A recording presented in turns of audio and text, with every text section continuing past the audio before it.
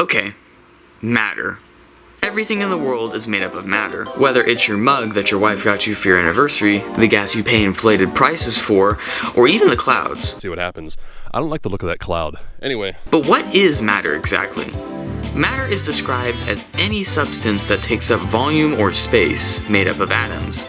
Atoms are made up of what are called subatomic particles. Subatomic particles can be of one or two categories: composite particles or elementary particles, such as protons, neutrons, and electrons. These particles work together to make atoms, and atoms combine to make elements, to make objects. These objects can come in many forms, such as a solid, liquid, or a gas. The most common example of this is water. Water is a liquid, and when water cools down, it eventually becomes ice, which is a solid. And when water is heated up and turns into water vapor, it is a gas. All with separate properties and different combinations of atoms. But that's the boring stuff. Everyone knows about matter. But I want to dive into a bit more into a type of matter that is intriguing on its own. Everything we see, rocks, humans, the earth, and stars in general, are all made up of atoms, like I've mentioned before. These atoms make up to less than 5% of the observable universe. 70% of the universe is made up of what's called dark energy, while 25% is made up of what's called dark matter. The only thing we know about dark matter is that it exists. Like I said, there's less than 5% of actual atoms in the universe.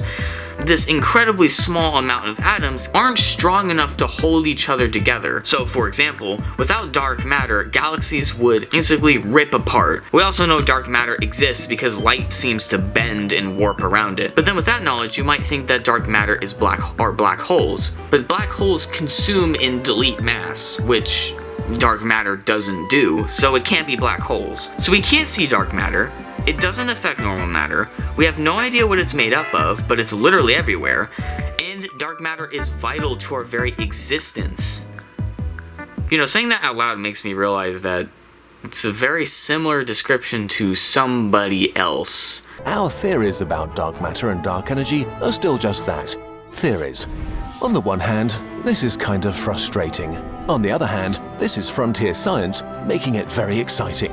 It shows us that no matter how much we feel we're on top of things, we're still very much apes with smartphones, on a tiny, fragile island in space, looking into the sky, wondering how our universe works.